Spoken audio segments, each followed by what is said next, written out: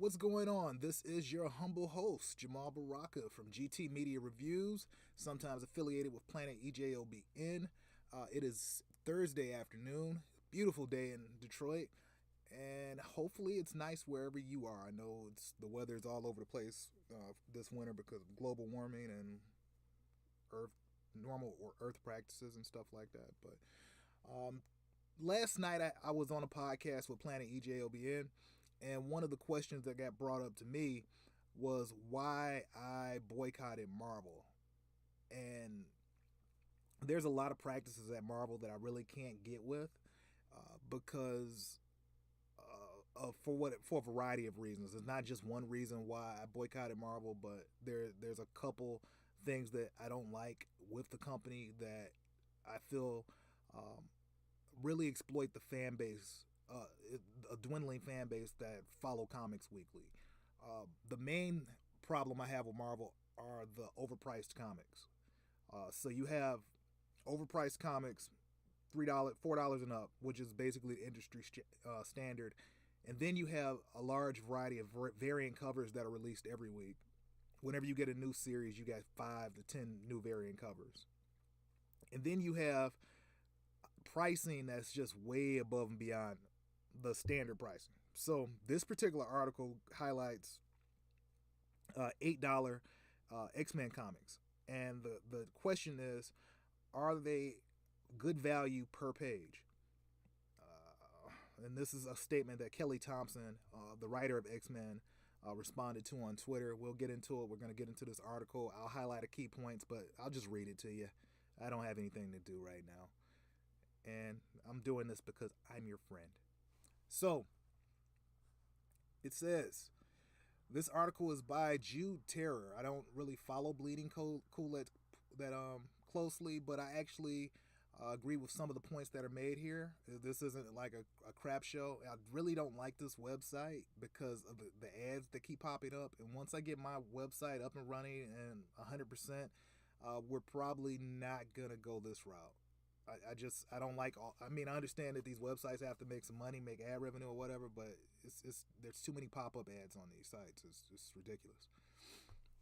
So Kelly Thompson is the writer of the excellent Mr. and Mrs. X, co-writer of the first 10 issues of the recent Uncanny X-Men relaunch, and writer of West Coast Avengers and Captain Marvel at Marvel Comics. She also has proven herself to be devoted to her fans, diligently interacting on Twitter and doing things like posting X-Men Monday tweets even when no one else will. So it's no surprise that when a fan reached out on Twitter to complain about the recent overpriced issues of Uncanny X-Men, such as Uncanny X-Men 11, which hit stores today, Kelly Thompson was the first person to respond, and here's what she said. It says, I don't like doing this, but I feel that I must. $8 for a weekly book is outrageous. I take nothing from the creators and the work they're doing, but please explain how you justify such an increase. And I feel like Ronald's question is fair. It's a fair assessment. $3.99 is already ridiculously high for comics. So let's go further. Kelly responds, Uncanny X-Men was $8 for 60 pages of content, which is usually a reduction in price per page. All of the other issues except 10, which was $5 for 30 pages of content, were the regular price. Matt's Uncanny X-Men number 11 is similarly $8 for 60 pages of content. Again, a good value per page. Now, Kelly's coming at this answer as a business person and is not really mindful of her audience. Your audience for a comic book, you're already pushing people away from buying comics at $3.99. So even if the book was 60 pages, $8 is a bit much, especially when you have so many events going on. I think with X-Men you have Cyclops just coming back, so that's like a mini event. You have Wolverine still being integrated back into the lineup. That's kind of like a big thing that's going on with the X-Men. Then you got the Age of X event going on. It's a lot of events. It's a lot of money. And then putting extra money, extra dollars on these issues, it just seems like a real stretch here. So it says, what Thompson claims is mathematically correct, which is true. 60 pages of story for $8 works out to 13 cents per page, while a regular issue containing 20 pages of story for $4 works out to 20 cents per page. Whether either is truly a good value is more subjective. In the case of X-Men Disassembled, the weekly story that ran through the first 10 issues of Uncanny X-Men relaunch, a reader needed to purchase all 10 issues to get the complete backstory, with X-Men number 1 costing $8, X-Men number 10 costing $5, and everything in between costing $4. That works out to $45 investment, which to read one story, just to read one story, which itself leads to Age of X-Men event, which will require the purchase of a one-shot and 6 ongoings to read the entire thing. Now, just in perspective, EA Games just released, and this is horrible because this is EA Games we're talking about. They just released a free-to-play Battle Royale game 2 days ago. It's free. It has microtransactions. You don't have to invest anything in it other than you can just go online, download the game on your PlayStation, Xbox, and it's free. Kelly Thompson is telling me that $8 for one comic book of 60 pages is a good value. I love comic books, but I would rather play the free-to-play game than to go out and pay $45 for 12 comics. And then you have this other event that's going on, 6 ongoings that I need to get caught up on. This is ridiculous. It's ridiculous. You're going to spend over $100. That's like the price of 2 full-price video games. Or you probably can get 5 used games for $45. Depending on where you're getting them from.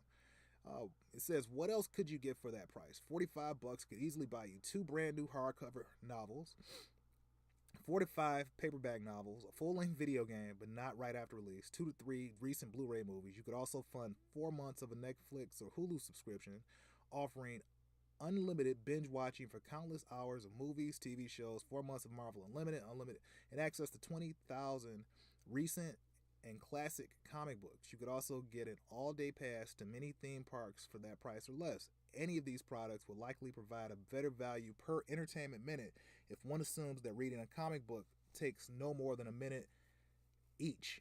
And that's being generous these days with modern layouts. And thus reading all 250 pages of story will take little over 4 hours at most. So another thing to consider here is with these prices being so outrageous, let's say I go into the store and I have $10. That means that if I go buy with $10 and I buy this Uncanny X-Men issue, that means I only can buy one comic because it's one book, $8. The rest of these books, $3.99 a piece. There's value per page, but it's not really much value if I have a limited budget. And I think that part of the equation is being left out by Kelly Thompson. I think that part of the equation is left out by Marvel. And I think that's why the per unit sales are going up. The per comic shops are making more, the books are making more money per year, but you're selling less units because you have less people that can afford it, the prices that are coming out of it.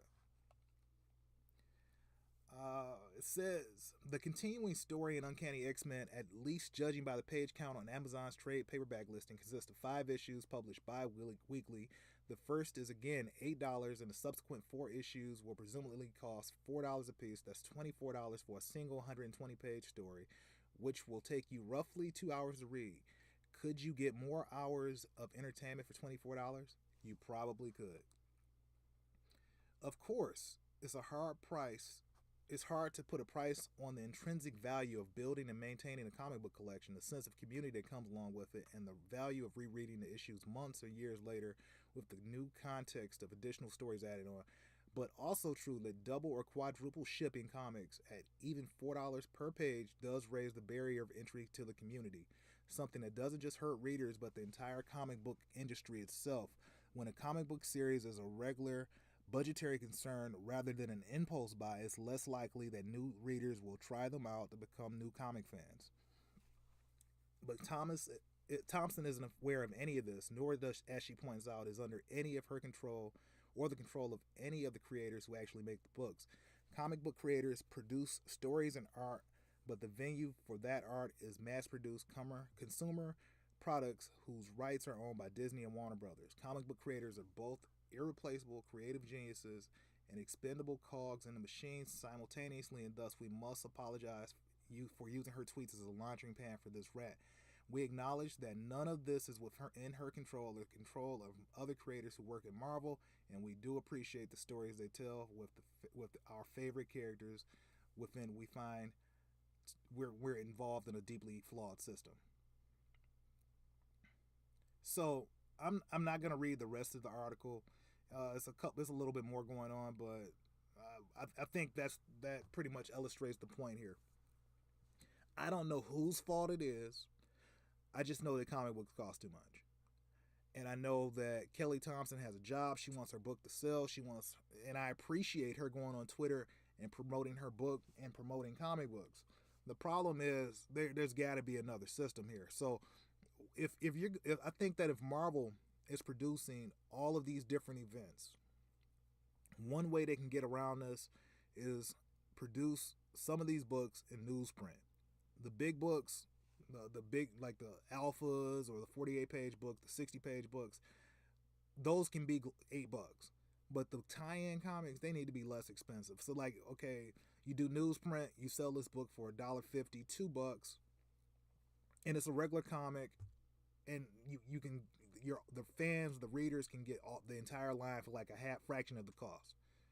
So I'm not sure if that's a model that Marvel could go to, or even if they would consider it, but I think that's the way to go, because at this point, I feel like Marvel and, to DC, to an extent, they're just exploiting their fan base. And this is why people are walking away from comics. It was kind of cool. I like this.